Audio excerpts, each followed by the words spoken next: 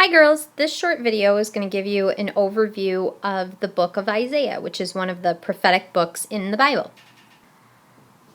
Just like the entire Bible is a library or a collection of writings from different groups of writers, the book of Isaiah is the same thing. It's a collection of writings. So there was an original prophet named Isaiah, but there were also a number of followers who came after Isaiah who wrote their own work that got added to what the original prophet did. And so we can divide this book into three big sections. So the first 39 chapters of the book, and remember we looked in class and saw that the book of Isaiah is pretty long. The first 39 chapters, the majority of that, not all of it, but the majority of writing in that section is written by the prophet Isaiah, who was working in Judah before the Babylonian exile. The middle section of the book of Isaiah, so around chapters 40 to 55, was written by followers of Isaiah, and they were writing during the exile, towards the end of the Babylonian exile, but writing during the exile. And then the last 10 chapters or so of the book were also written by followers of Isaiah, but these followers were writing after the exile was already over and they were back in Judah, as they were allowed to go home after the Babylonian exile was over. And so looking at the book of Isaiah is actually a great way to see what prophecy before the exile, during the exile, and after the exile was like. Because you'll see when we look at these different sections of Isaiah that we can see some differences between prophecy before the exile and during the exile, for example. So we can call these sections First Isaiah, Second Isaiah, and Third Isaiah. So we divide that book of Isaiah into three major sections: First Isaiah, Second Isaiah, and Third Isaiah. All right, now even though this is divided into three major sections, the editors of the work, probably the people who worked on the third section, added pieces to all the sections.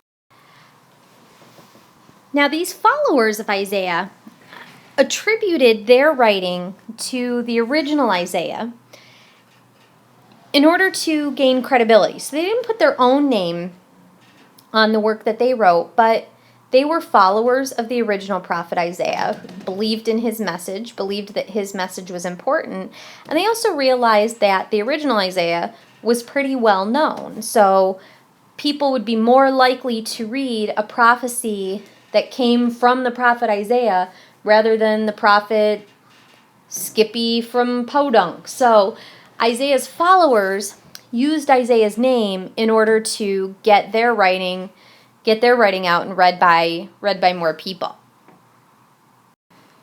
So the book of Isaiah is thematic. So it's kind of organized around these big themes, and we can see kind of themes emerge in each of the different sections, and we'll look at those in class. Like First Isaiah is kind of dealing with its own themes, Second Isaiah is dealing with its own themes, Third Isaiah is dealing with its own themes.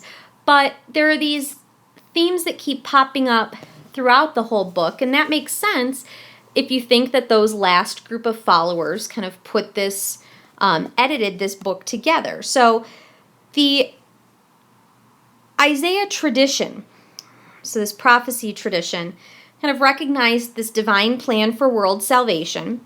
And when that world salvation came about, it would radiate God's justice in the world. And God inspired Isaiah and his disciples to kind of move that plan along, that plan of justice along, by announcing this messianic salvation. So salvation from a Messiah.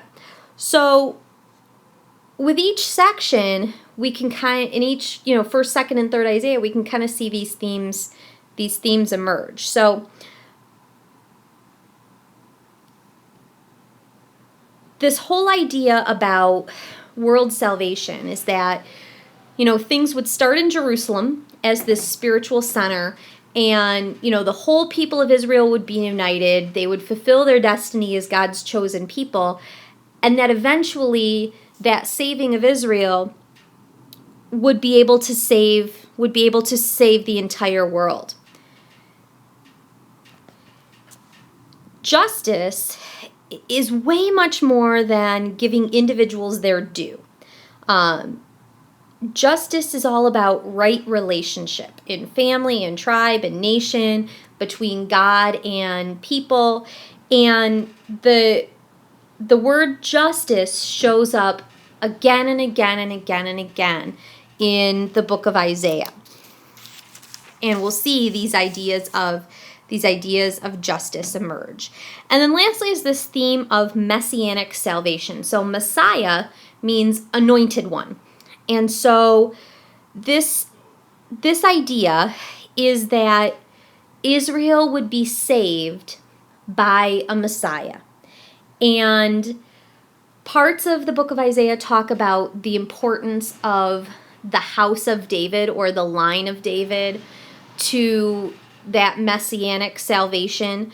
Others talk about, this suffering servant, but we see this idea about a Messiah that's going to come and save the people Israel as being very important in the book of Isaiah as well.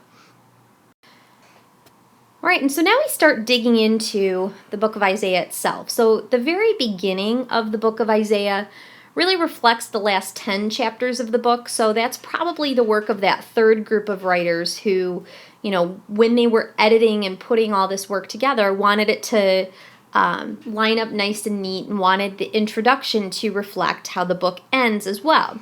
So the introduction of Isaiah, the first 4 chapters, has two big ideas.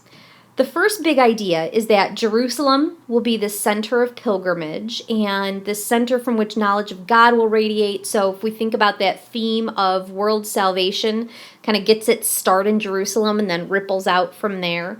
So that idea shows up right in the introduction.